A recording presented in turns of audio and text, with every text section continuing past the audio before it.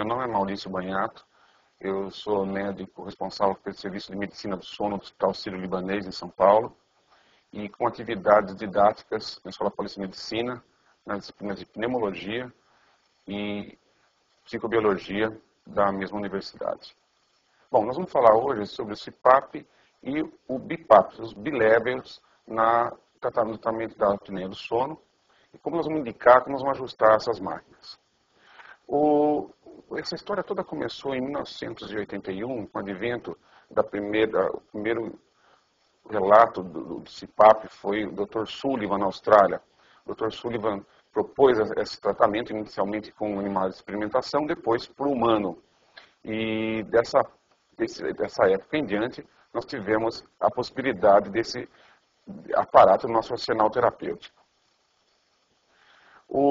A pressão positiva liberada pelo CPAP, pelo BiPAP e outras máquinas, vamos conversar aqui, ela faria como se fosse um split, seria um tipo de um aumento de uma pressão na faringe. Essa pressão aumentada na faringe dilataria principalmente a porção da faringe imediatamente após a base da língua, que é a região de maior colapso durante o sono.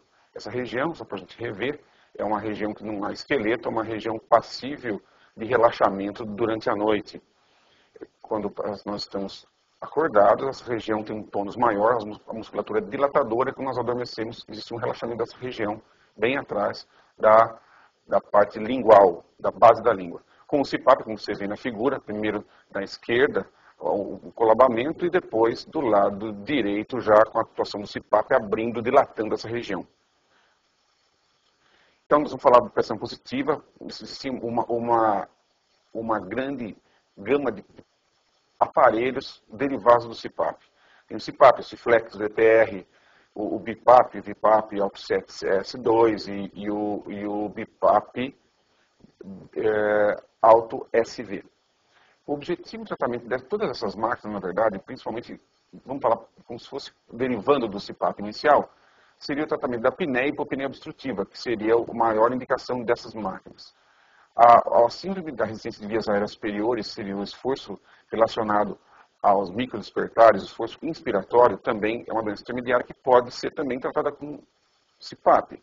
No entanto, é um pouco de excesso de tratamento por esse tipo de doença. As apneias também centrais podem ser tratadas por isso. A hipoventilação alveolar, a hipoventilação geralmente ligada à obesidade, as saturações da oxihemoglobina e hipercapnia, o ronco e o achatamento da curva de fluxo inspiratório, seria esse esforço relacionado aos microdespertares. Então, o objetivo seria tratar mais ou menos essa gama de alterações que a gente pode encontrar na polissonografia. A pressão positiva, então. Primeiro, a gente tínhamos disponível só o CPAP e o BiPAP. O BiPAP é uma marca comercial, é BiPAP ou ViPAP.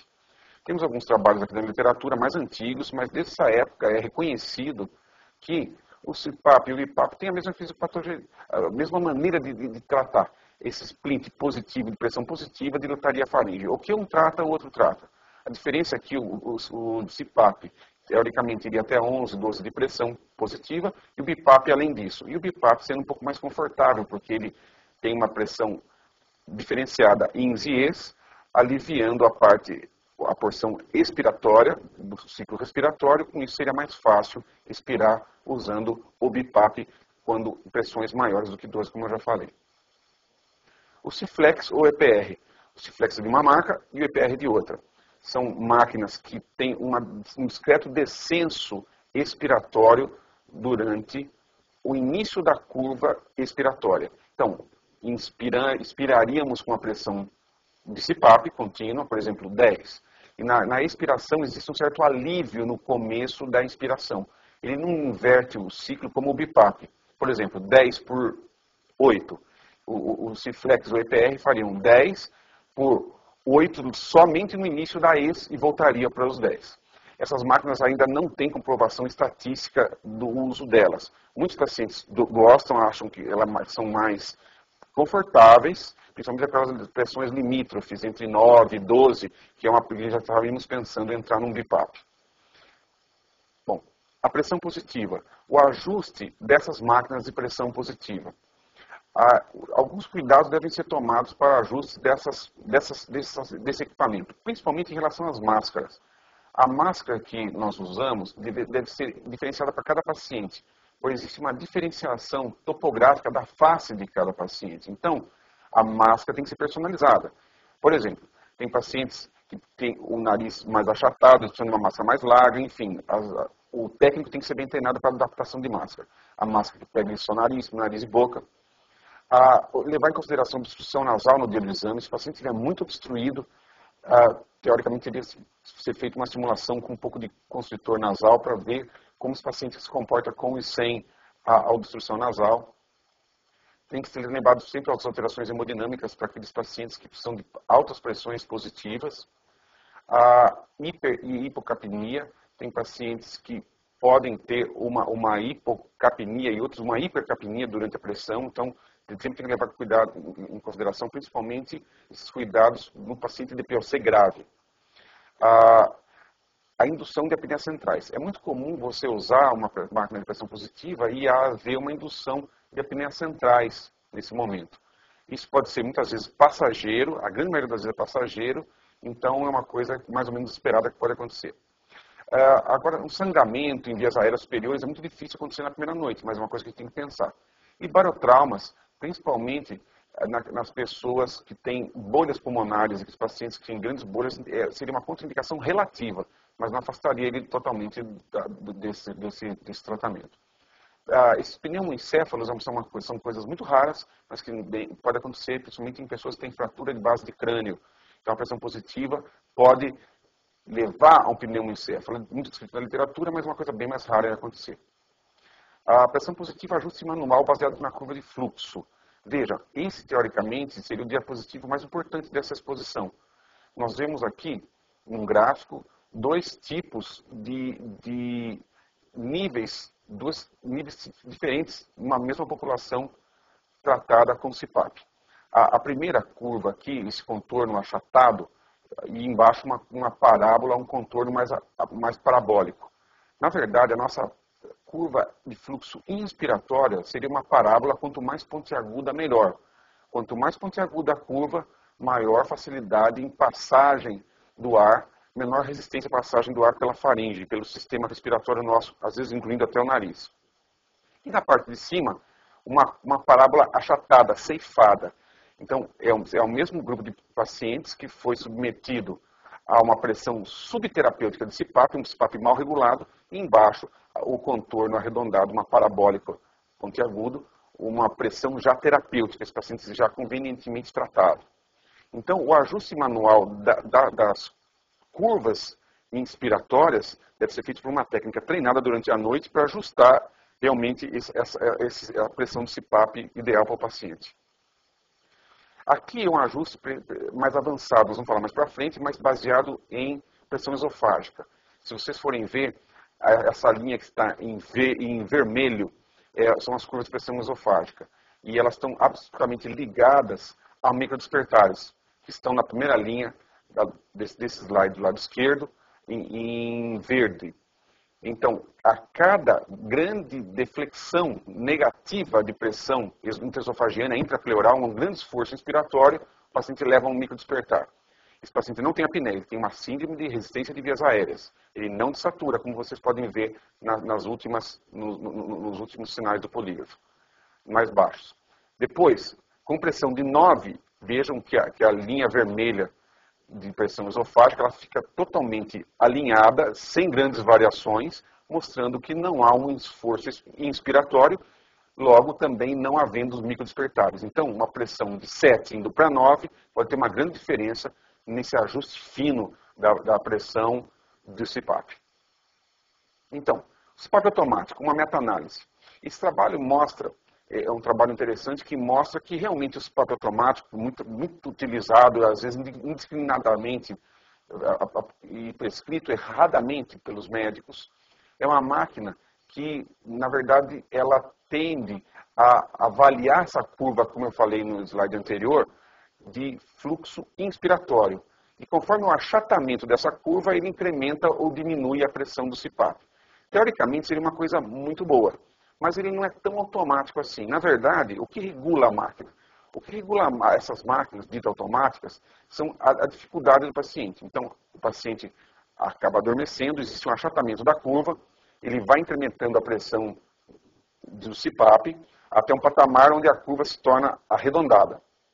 A curva arredondada, em alguns minutos, ele começa lentamente a baixar a pressão, até a curva achatar de novo, e ele aumenta a pressão até arredondar a curva. Então, isso se repete a noite inteira, ele dando oportunidade de o paciente estar subtratado nos vales, quando ele diminui a pressão. Com isso, o paciente na verdade, ele muitas vezes solicitado o sistema nervoso autônomo desse paciente. O paciente que usa o CPAP automático, ele tem maior tendência a ter um estímulo adrenérgico em relação ao paciente que usa um CPAP contínuo, pois o tempo todo ele é desafiado com as pressões mais baixas para regular a máquina para subir. Então, é serrilhada a curva do CPAP automático. E os vales, justamente, há um pequeno esforço do paciente. E isso aumenta o tônus simpático durante o transcorrer dessa noite. Então, não é uma máquina para a gente usar de maneira indefinida, na nossa opinião, e na literatura também, que vê com muita reserva isso. Aquela coisa que seria uma adesão muito maior, não é. A literatura não comprova estatisticamente isso, a meta-análise não mostra isso. E ele é uma boa máquina para você usar no laboratório de sono, quando o seu técnico não é muito bom, ou você não tem um treinamento grande. É uma máquina que ajusta bem a pressão e usar uns 3 ou 4 dias para depois você prescrever uma máquina de pressão contínua ou bilevel, enfim. Mas o CPAP, volto a dizer, seria uma pressão até de 11, 12. Não seria bom passar disso. Então, isso seria segurar um automático até essa pressão e, baseado nas pressões que ele encontrar, a gente pode receitar um CPAP contínuo. Bom, o CPAP e o BiPAP. Então, nós vemos aqui um trabalho que a gente teve a oportunidade de fazer em 97, luta da literatura também, comprovando que o ajuste pressórico do CPAP automático, ele não tem grandes diferenças entre automático e um bom técnico. Esses dois trabalhos realmente mostram isso e estão em voga, inclusive nessa meta-análise que eu já acabei de mostrar no slide anterior. Os CPAPs, as normas da academia em 2006. Isso aí, é interessante vocês terem em mãos essa literatura aqui, do jornal do SLEEP 2006. Ele fala realmente sobre os guidelines, todas as indicações sobre o CPAP de maneira muito sucinta. Eu vou mostrar aqui, esse slide aqui não dá para ler inteiro, enorme, antididático, vamos dizer assim. No entanto, ele mostra muitas coisas. Esse é o resumo desse trabalho, desse guideline da Academia Americana de Sono, mostrando que é uma coisa segura, praticamente isento de efeitos colaterais. O CPAP pode ser feito numa noite, uma split night, meio a meio, a gente diz, primeira parte da noite com CPAP, a segunda com basal, desculpe, e a segunda noite com CPAP. Então, uma noite split night, meia-noite basal, meia-noite com CPAP.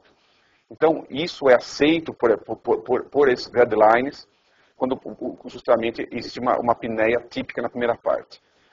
Eles estimulam o uso de umidificadores, que sempre ajuda bastante a umidificação das vias aéreas, sobretudo nos lugares onde a umidade relativa do ar é mais baixa.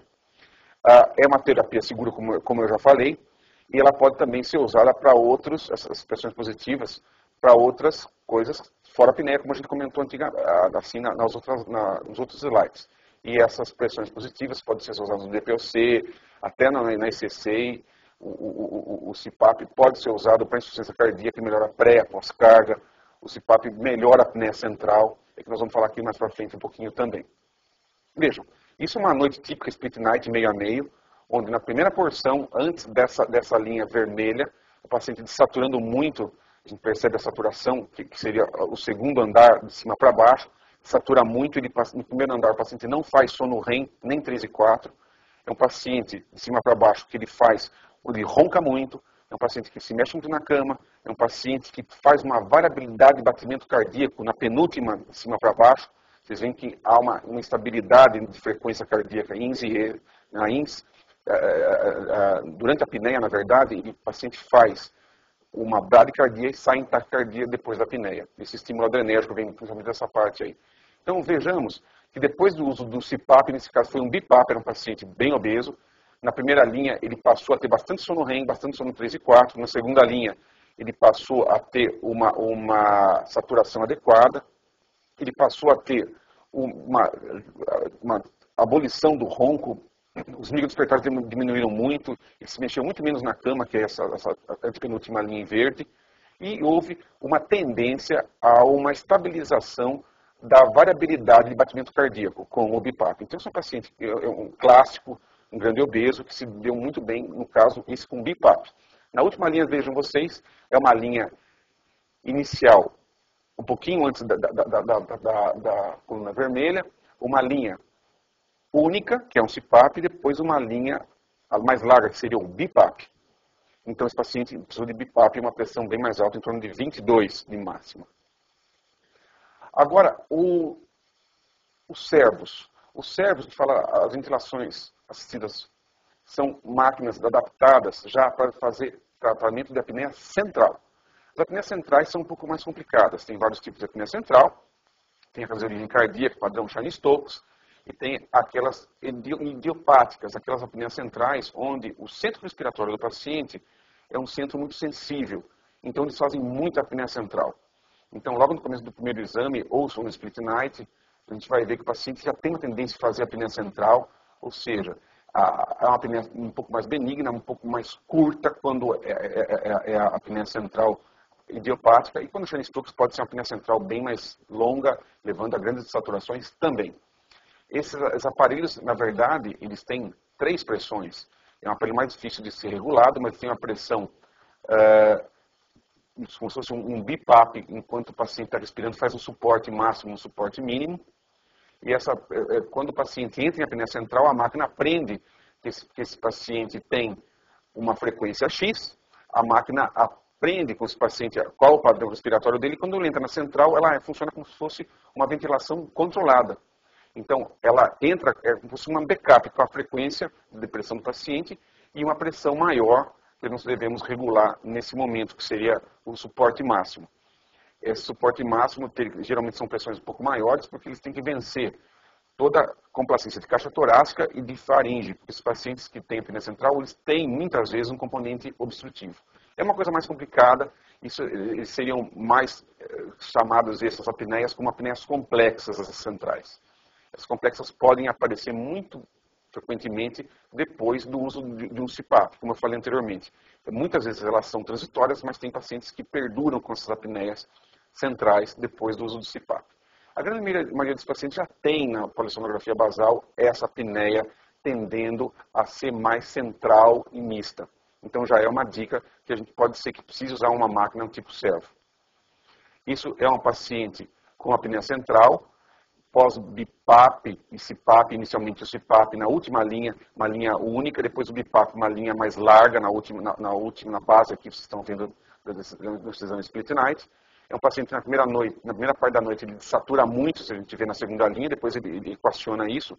Então é um paciente típico, parecido com aquele que eu mostrei para vocês. No entanto, na segunda parte da noite ele faz muita apneia central, são essas apneias, essas apneias mostradas como verde claro. Então ele começa do lado esquerdo com apneias verde escuro, que são apneias obstrutivas, e ele tem um padrão central. Vejam, esses pacientes têm grande chance de estabilizar o centro respiratório deles depois de um tempinho, alguns um dia, 1, 2, 3 dias, e eles não têm mais as apneias centrais, mas alguns perduram a apneia central. Agora, esse paciente, no caso, é uma apneia central e obstrutiva. Na verdade, eles têm os dois, vocês podem ver na linha das apneias, que seria 1, 2, 3, 4, na quinta linha dessa polissonografia, eles têm apneias hipopneias, que seriam esse lilás, tem apneias obstrutivas, que são as verdes escuras, e tem as centrais. Ele já tem, na primeira parte do exame, ele já tem uma tendência a ser central. Na segunda parte, com o uso do CPAP e depois do BIPAP, ele explode o número de centrais. É um paciente que até piorou a saturação. Esse paciente já tem apneia complexa, porque ele já tem uma instabilidade, mesmo sem CPAP. Quando ligou o CPAP e o BIPAP, teve muito mais tendência a ter apneias centrais. Esse é um paciente que já pensa em usar um servo para ele. Esse é um paciente puro, que tem apneia central, muita apneia central desde o começo. Vocês veem na primeira porção do exame, no primeiro quinto do exame, ele tem uma dessaturação importante, com muita apneia central. Foi ligado o CPAP na última linha, depois o BIPAP, aquela tarja um pouco mais grossa azul, na última linha, na basal aqui. Depois voltou para CPAP, sempre desaturando na segunda linha. No final do exame, no quinto final, onde tem aquela tarja, aquela coluna vermelha, da coluna vermelha para frente, vejam vocês que houve uma adequação da saturação, que seria a segunda linha. O paciente não teve mais nenhum tipo de apneia.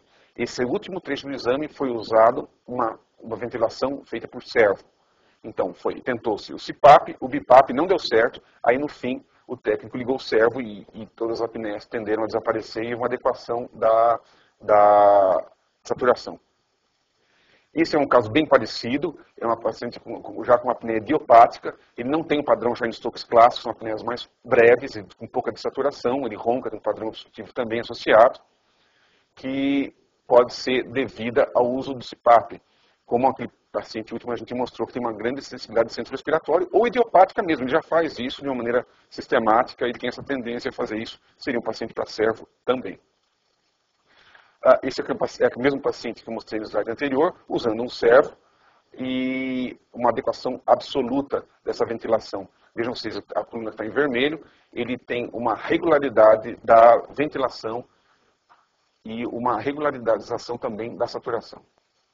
Bom, a pressão positiva, então, o ajuste avançado, eu já falei para vocês da pressão esofagiana, que seria uma maneira muito a mais eficaz no método de avaliação dessa pressão ideal. No entanto, não é tão execuível assim. Poucos laboratórios fazem isso. É um pouquinho mais invasivo, mas é uma coisa que dá para fazer. É um catéter de 2 milímetros apenas. Essas outras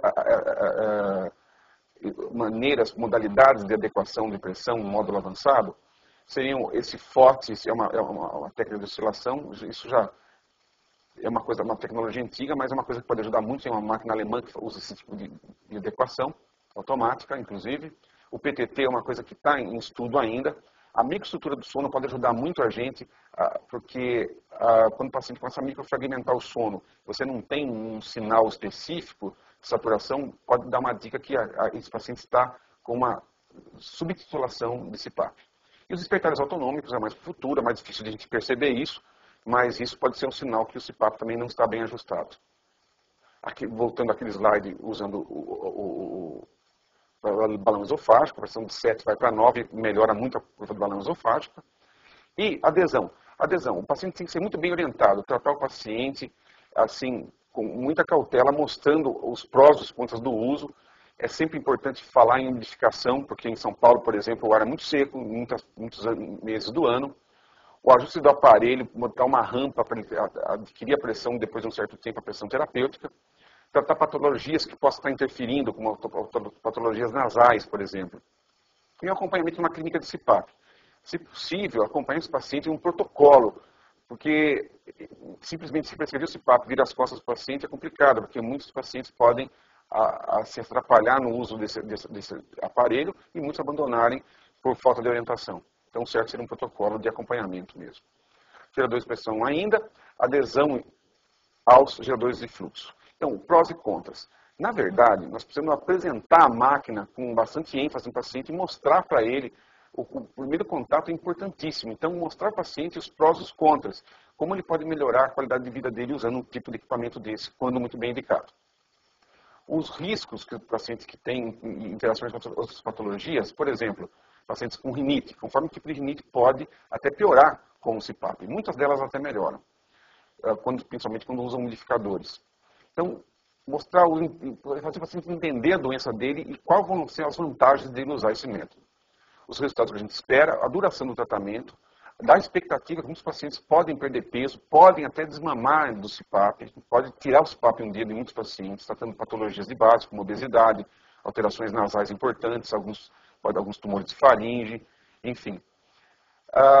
Os custos, mostrar os custos desse paciente, tentar orientar, tentar comprar um equipamento mais econômico possível, que atenda às suas necessidades, a possibilidade de locação desse aparelho e a portabilidade, quanto menor, mais fácil as pessoas que viajam muito principalmente. Esses são alguns exemplos de máquinas, já com umidificadores, vejam vocês, essas partes de acrílico nas máquinas são os umidificadores, onde a gente coloca água filtrada e o paciente, esses são umidificadores separados. E aqui as máscaras evoluíram, hoje as máscaras estão muito melhores, a cada ano vem máscaras melhores, são máscaras nasais, que pegam somente o nariz, Essas já são máscaras que pegam nariz e boca, são máscaras mais complexas, mas muitos pacientes que vazam pressões por boca, então nós usamos essas máscaras, principalmente pessoas de mais idade precisam desse tipo de máscara. Ou tem alguma patologia nasal que impeça a respiração nasal apenas. São outras máscaras aqui, no canto direito mais baixo, uma máscara pega nariz, boca, queixo, ele já segura um pouquinho o queixo, é uma máquina que está indo muito bem também, uma máscara. E aqui as possibilidades, pode vazar por cima, se apertar muito embaixo a máscara, se apertar muito em cima pode vazar por baixo, então isso tem que ter a sensibilidade do técnico e da clínica do CPAP para a adequação da máscara correta ao paciente. Então, outra coisa, tratar algumas patologias que possam interferir também na adesão. Às vezes o paciente tem pânico, ele tem algum problema de alergia de pele, que ele não permite ele usar normalmente uma máscara, alterações de pele, pneumológicas, por um asmático, por exemplo, mal controlado. Você tem que tratar a asma dele, porque com esse ar forçado pode até piorar a asma. Tem pacientes que relatam isso, então nós temos que dar uma atenção maior a esses pacientes também asmáticos. E as doenças otorrinolaringológicas, principalmente paciente que tem uma grande amígdala, um desvio de septo, esse tipo de coisa, pode atrapalhar muito a adesão ao tratamento. E é isso que eu queria falar para vocês. E agradecendo o convite de estar com vocês aqui. Muito obrigado.